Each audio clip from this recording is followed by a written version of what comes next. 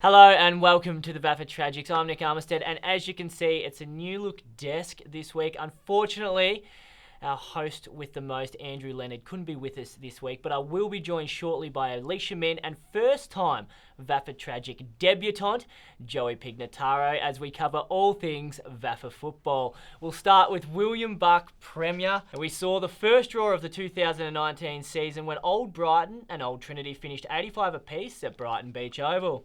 The Tunners led at every break throughout the day and by as much as 18 points heading into the final term, but it was the Tees who came hard in what was a highlight-riddled final term. The ruckman. High ball, inside 50, Packle form, and over the back. Can Polidorus keep it in? He does. The snap! It's a goal! That's the goal of the day. What a goal from Alex Polidorus! Cometh the moment, cometh the man, Joey. Alex Polidorus, we talk about it every time we talk about Trinity. The throw up. Thompson took it out of the ruck. Here's Hamish Dick! Oh, football! No. It just went up and down. Harry Hill rows it and kicks the goal. There are tired players all over the ground. Fought their hearts out today. Here's Tinney on the runway. 4 players stand the mark. Harry kept it low. It's not going to go the journey. It's off hands. It manages to stay in. They can't concede. The clearance from Lowen was good to Pavlu. They managed to keep it away from being a point. But Tinney's got the mark. He's played a game, Harry Tinney, to remember. Here he goes for take 2.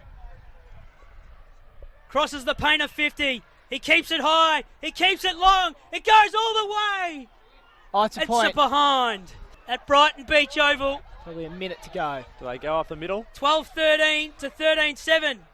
Dylan Verney, as long as he can. Harry. To the far side. Oh! Harry Hill takes the mark of the day on top of Harry Tinney. 5 seconds remaining. We've got 5 seconds to go. Count it down. 3, 2, 1. The kick doesn't go anywhere. We've got a draw. The first draw of the season at Brighton Beach Oval. Unbelievable. 12-13-85. 13-7-85. There are tired boys all over the field. After losing their first game for the season last week, it was always going to be interesting to see how Uni Blues responded against the previously undefeated Zavs. Despite trailing by 7 points at quarter time, the Blues exploded with 8-1 in a match-winning second term. VAFA Tragics favourite Tommy Quinn starred for the Blues with 3 goals and 24 disposals, while Ben Capra was best of field for his role on Matt Hanley after keeping the champion forward to just 1 goal. St Kevin's Old Boys proved far too strong for Old Carey as they ran out 98-point winners on the back of 6 goals from Jared Waite, while Old Melburnians won their first home game of the season, defeating De La Salle thanks to 25 possessions and 8 clearances from Tom Paul. In the final game of William Buck Premier, Collegians claimed their 3rd win from 4 games, this week handing St Bernard's a 58-point loss at the Trot. The Lions welcomed Nathan Boucher and Fraser Cameron back into the fold for what was their strongest outfit so far in 2019. As I said, we will be joined by Joey Pignataro later in the program to give us a rundown on how the Snow Dogs are tracking after 3 straight losses. The news story out of Premier B is the resignation of senior coach Dale Bauer overnight. In a statement released to the Old Scotch website, the club said Dale's decision to stand down comes with immediate effect as they now look to appoint a coach for the remainder of the season. The news comes after Caulfield Grammarians officially became the only undefeated team in Premier B after they ran all over Scotch to the tune of 69 points. Keegan Stewart starred in front of goal with 5 majors, while Julian DeBoz, after debuting with 7 goals last week following his transfer from North Shore, he kicked another 4 for the Fields. Scotch lost Gene Vandenbroek early in the match and will be looking to bounce back this week when they face University Blacks. St Bede's Mentone Tigers ended a 4-game losing streak as they defeated Old Geelong by 42 points at Brindisi Street Oval. Despite kicking 7 straight behinds and trailing by 19 points at quarter time, the Tigers straightened in front of goal with another VAFA Tragics favourite Joshy Cowan leading the charge with 4. Now the only way Daniel McCulloch could outdo this goal from round 5 was to kick a bag for Uni Blacks this week, and he did not disappoint with 8 goals during the Blackers' 49-point win over Haileybury. The former Wangaratta Rover didn't play at all last year, but has certainly made an impact since coming to the Blacks with 24 goals from his 6 matches. Tom Swift, who many might remember retired from the West Coast Eagles in 2012 to study medicine, he's been sensational for the Blacks and was one of their best yet again on the weekend, while Haileybury's Aaron Toy provided the highlight of the match.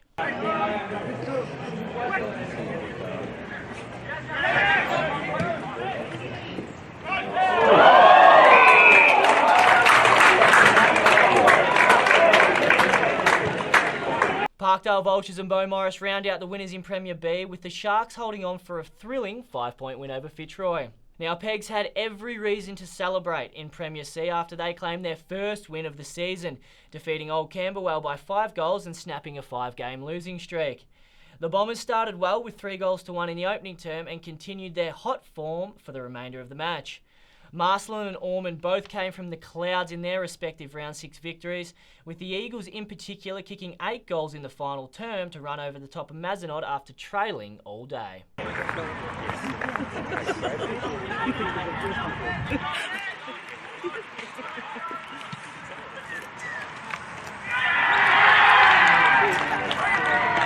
Willie CY strengthened their position at the top of the table, while Hampton Rovers made it 3 wins in a row with a 41-point triumph over Ajax. That ends the first part of today's program, but stick with us because Alicia Min's going to be with me at the desk right after this. Anytime is the right time to get fit at Anytime Fitness. Access over 400 gyms across the country 24/7 and discover why more Australians train at Anytime Fitness than any other gym. Go online and register now for your free 7-day pass and feel something better. Welcome back to the VAFA Tragics. It's now time to talk women's football. Alicia Min, welcome to the desk. Thank you, Nick Armistead. Thank you for having me. How was your weekend? Fantastic. Perfect weekend for footy.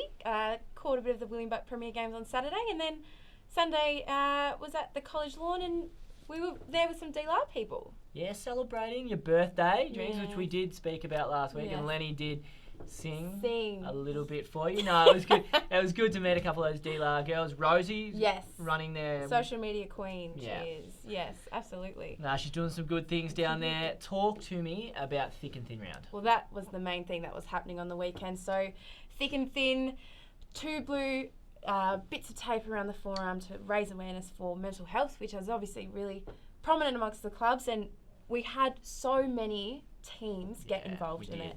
Just Preston Valence, Uni Blacks, Masala Dandenong, Scob, the list goes on, but we were talking, it was at least over half the clubs, just 2 bits of blue tape, just to build the awareness. Tape up for your mates was the hashtag. Fantastic to see everybody get involved. Yeah, I think it was the best buy-in that we've had so far in the 5 years that Thick and Thin round has been in the VAFA. Of course, Simon Hogan and Scott Sherwin starting it 5 years ago. So fantastic from all our clubs, and thank you for getting involved. Talk to me about St Mary's Salesian in Williambuck Premier. Yes, so they're back. They've had 3 consecutive losses prior to this week, but they did deal Q their second loss. It's a second in a row. Second in a row. So 37-point win over them. Stephanie Lawrence booted 3 goals. Jennifer Liu had 26 disposals, but we can't overlook our Anytime Fitness Rising Star nominee this week, Shakira Shifley. She is an absolute jet. Check out this footage of her roving in the goal square, snapping a nice goal there. But anyway, Rising Star nominee, real jet. They call her Big Shack. The beautiful stuff from the Big Shack. And it's her first year of footy as well. What's she been doing beforehand? Netball, state netballer. So transition from that. So she's an athlete, superstar. Congratulations on your nomination this week. But on top of that results, we love our first time winners, and we had some more again this week. Powerhouse in Division 2 notched their first win at the Ross Gregory Oval by 11 points. Check out them singing the song, and we're going to come back to song singing in just a moment. And regraded from Division 4 into Division 4 now, MCC Football Club got their first win too. So fantastic, some more clubs on the board. And speaking of that, fashion on the field is something that we... Fashion on the football field? On the football field. So you started this. You started this a couple of weeks ago. And what was that? Leash started this a couple of weeks ago. And to be fair, it's gone nuts. Fashion on the footy field, some of the clubs, what they've gone in, the efforts that they've gone to, some of the get-ups that they're wearing down at the ground, it's just phenomenal. We had some more entries again this week. Brunswick Renegades look slick in their 80s dress-up gear on Thursday, but I love Old Carey here.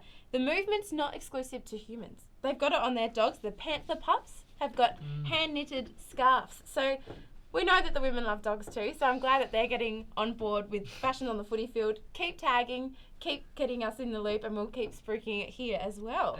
Brilliant stuff there from old Kerry. Now, I have been waiting to get down to this because I've noticed it in the rundown. What is the woo count? Well, you know the woo. Woo! The woo is something the girls love to do, particularly when they're singing their song when they've had a big win. So when we have a good one, I would love to, in this segment, highlight a club or a team that is singing the song with gusto and who like to throw in a couple of woos. And this week, it's Yarra Old Grammarians with no less than 11 woos in one song. Check this out.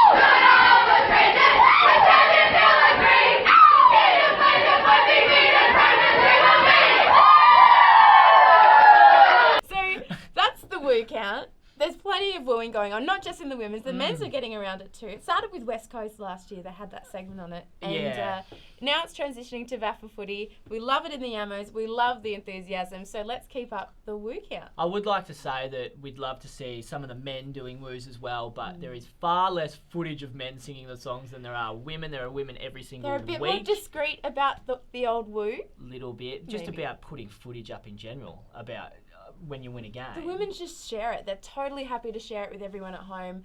They love it. We love it. We count. We absolutely do. Lish, thank you very much. Thank you, Nick. It's been an absolute pleasure. As always. So make sure you keep sending in your woos and your woos count and stick with us because we're about to talk to Joey Pignataro from St Bernard's Football Club right after this.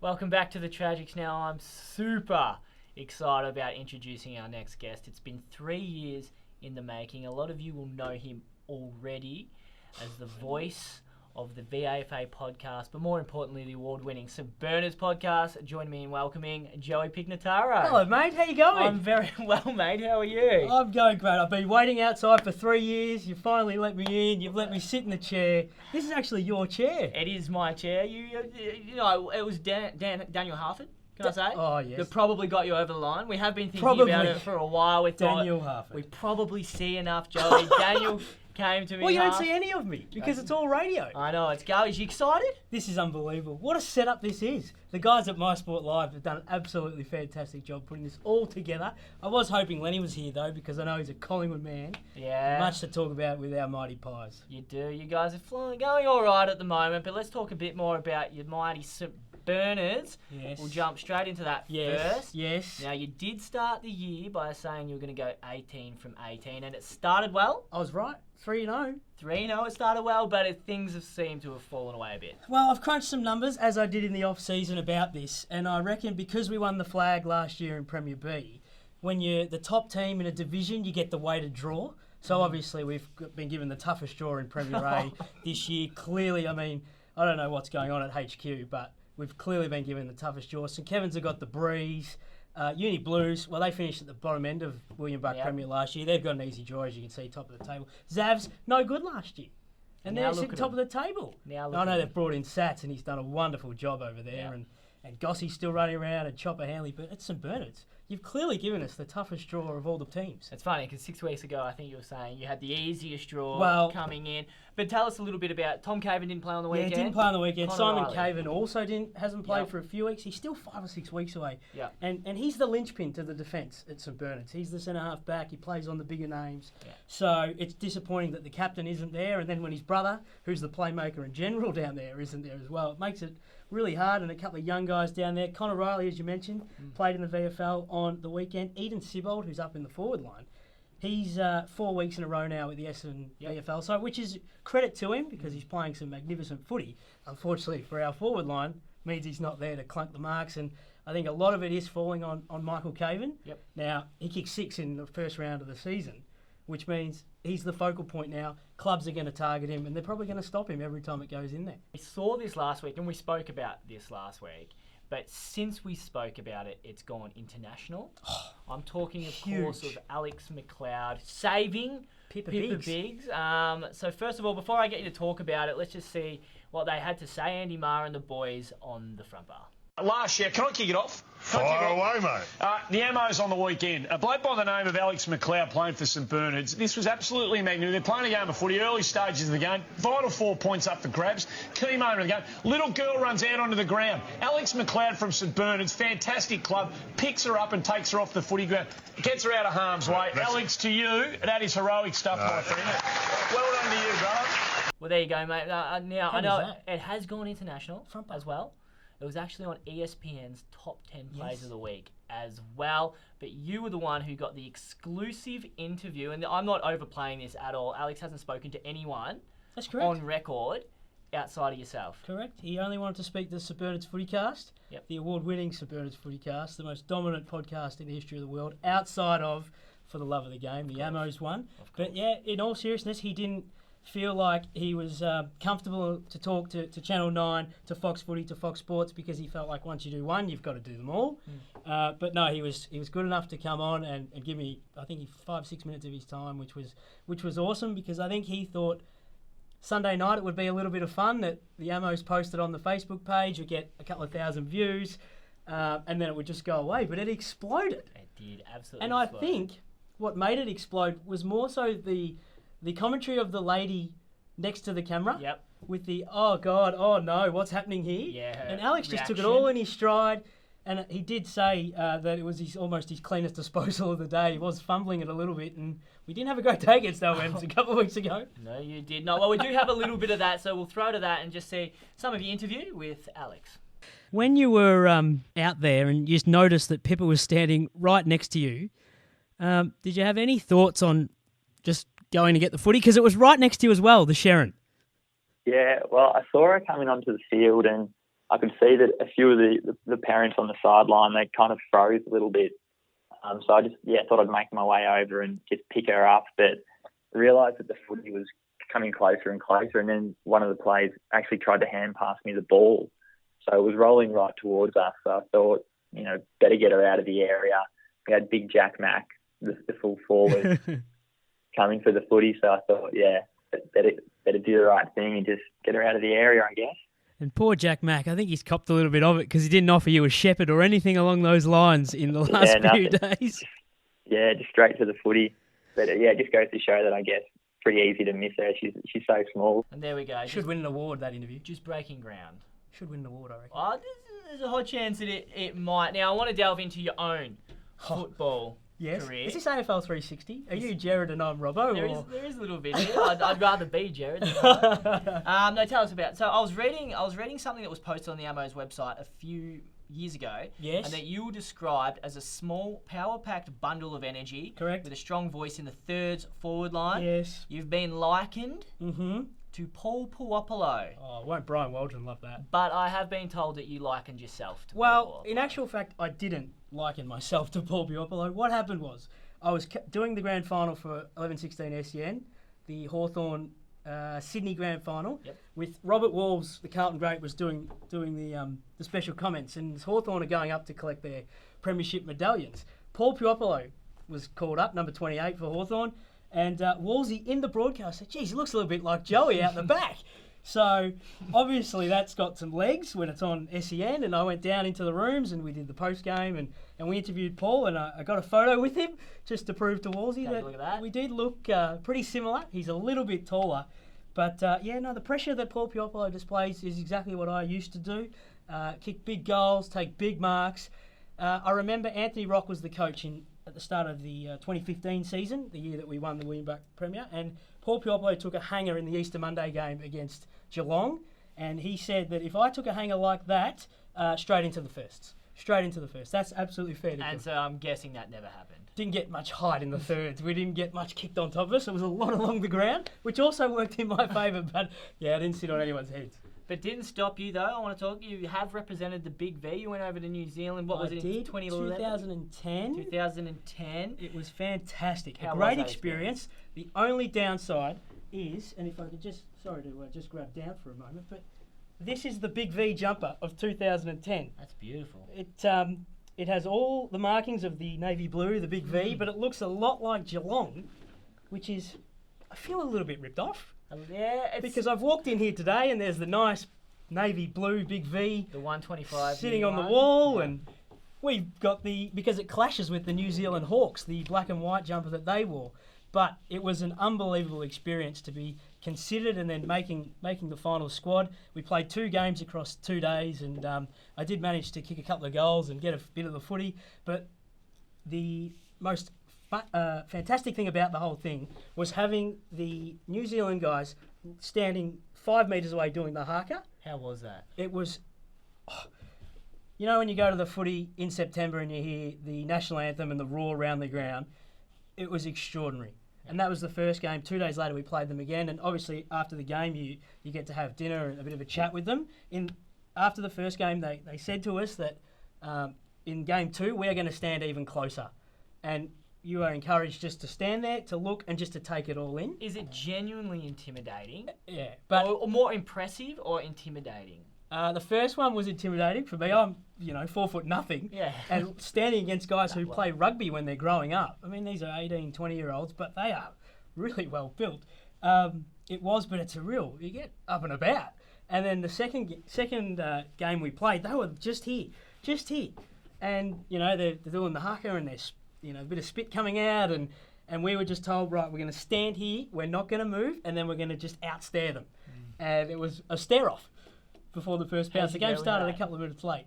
I was just full of smiles because I was so pumped. Now, we mentioned it earlier, but Yes. you've got a good relationship with Daniel Harford, who obviously Fantastic relationship with Harf. used to coach St Kevin's and was a co-coach with St Kevin's in their 2015 Premiership year. No, he was in Premier B alongside Johnny Edgar. Johnny Edgar, yes, correct. I just wanted to show you something that I found on his Wikipedia page from 2013. It says, for the last couple of years, he's nurtured the career of young Greek boy, Joey Pignataro, who's taken leaps and bounds in his media career. Can you tell us a little bit about Harf and the time you've spent getting to know him? Oh, I love Harf.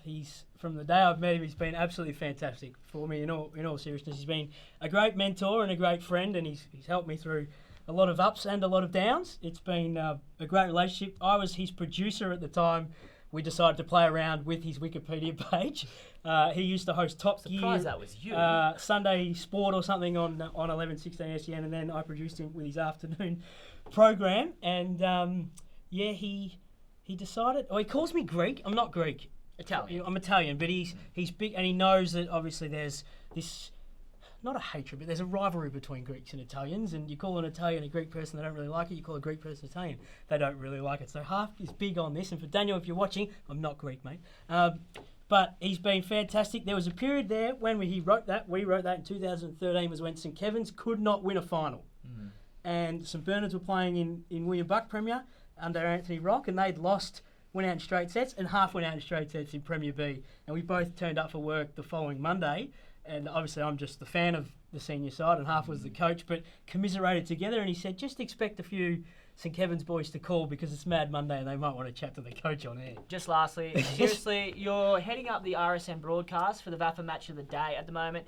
How are you finding that? It is as enjoyable an experience as I've had in the 10, 11 years that I've done media now. Yep. It's a new challenge, not only to call a game of footy, but to put it all together and make sure it all sounds good on air and it's enjoyable, and people who do listen, hopefully they are enjoying the broadcast. We're working really well with the clubs that we've done so far. They've been fantastic for us in putting up guests in the pre-game, at halftime, in the post-game.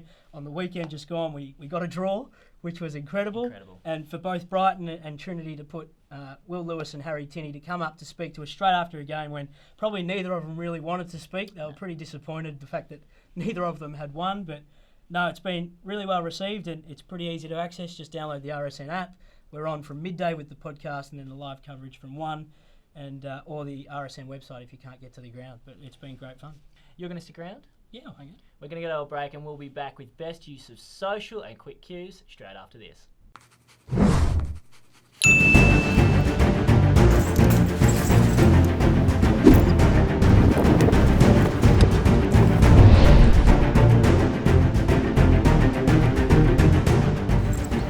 Welcome back to the Tragics. I'm here with Joey Pignataro from St Bernard's Football Club. Joey, we are now going to do one of the most favourite segments in television history, digital television history, best use of social. Now, I'm sure you've seen it. I've watched it a couple of times. Once or twice? Yeah. Well, this is up to you. You're going first, and I know you're ready to It's go. not like you to let me go first for anything. You normally like going first. Liddy always lets me go first. So it's up to you, mate. What's your best use of social for Well, the I've got two because I've come prepared today. Yep. And obviously, I'm tied with St Bernard's, the greatest footy club in VAFA history.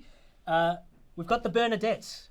They've come along and they've done some fantastic things in Division 4 of the women's. They're just getting first, second win on the board coming up. They have 1-1. They're going for second. But what they've created, Nico, when they kick goals, they want to celebrate and they want to celebrate them hard. They're calling it the Snake Pit Shuffle. Now, we've been sent a couple of photos and they're keen to push the hashtag on game day for the women. But that's not my winner. I'm going to go with a man I'm coining Mr. Ziggy, only because I can't say his surname properly, across Twitter. Gave us a lot of love. And he's finding at the moment that VAFA football is a lot better to watch and more enjoyable than the AFL at the moment. He likes the way it's been covered by the Pig, that's me, Armo, that's you, everyone on Big Footy. And we do like to incorporate Big Footy into the pre-game show because they love the Ammos and they love the coverage, and obviously we love being a part of it. That's a great start. It's about as good as Lenny's ever done, I reckon, to be perfectly honest with you. I'm going to the VAFA umpires. Now, they had a dress-up night the other night, and one of their gentlemen here decided to go as Stephen Kernahan. Now, I know... I'm sure you know where this is going. What a bit of vision this is. A bit of vision of Stixing, Stand By Your Man. Sometimes it's hard to be a woman.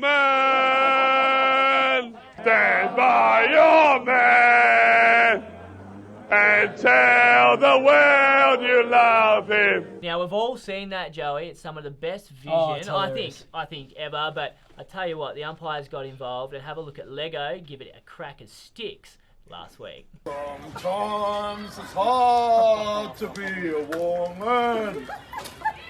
Stand by your man and tell the world you love him. Baby! Woo! So that's his impersonation, Joey.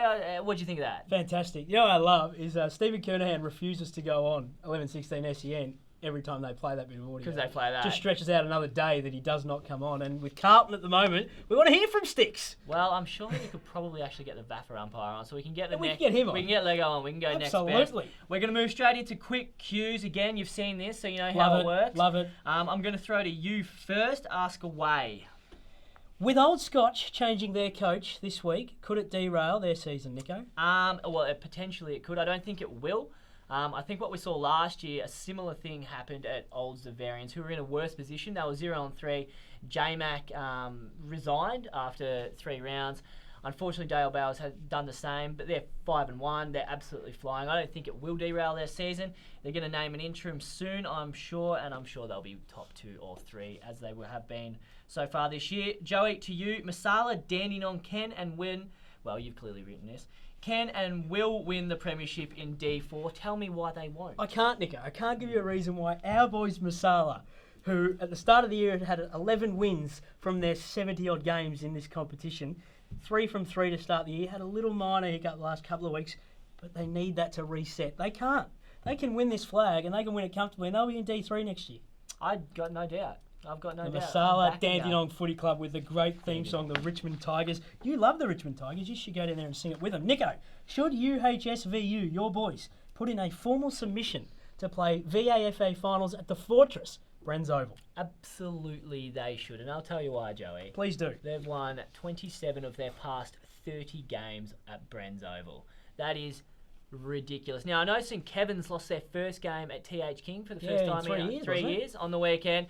But that pales in comparison to what UHS are building down at Brens Oval. And I think if they can get that over the line, there is no way they lose a final at Brens Oval. And I think the government are tipping in a bit of money to do some redevelopments to around Brens. The area. I don't know if they want to have it redeveloped. It might change the winning culture down there. Not the way they're going. There's an aura about UHS. You'd be pushing against that if UHS. I'll give you the last one, Joey. Would you like to see the feature game of William Buck Premier Women move to a Friday night time slot and live streamed on the VAFA Facebook page and VAFA website? Absolutely would love it. Would love a bit of Friday night footy for the Amos. Hopefully the girls would love it too if they'd like to put their hand up and consider it. Yep. Be a bit of a floating fixture with, at the moment, Melbourne Uni at the bottom without a win. They might want to play a feature game at Uni Oval on a Friday night. Or maybe we do it every week at Alstonwick Park, HQ. Well, Friday night footy is a must. I know Lenny spoke about this last year, about having a marquee game somewhere on a Friday night. You just almost need clubs to buy in. Girls and the men both train at night. Why not play a game at night? It'd be fantastic to see. No, I absolutely agree. If we could live stream that, the more live streaming, the better, because that's the way of the future. I absolutely agree. Joey, it has been fantastic, mate. Thank you for coming on. This has been great. It has been great, and we hope you have enjoyed this episode. And come back next week, where Andrew Leonard will be rejoining us on the VAFA Tragics. Sometimes it's hard to be a woman. Stand by your man and tell the world you love him, baby.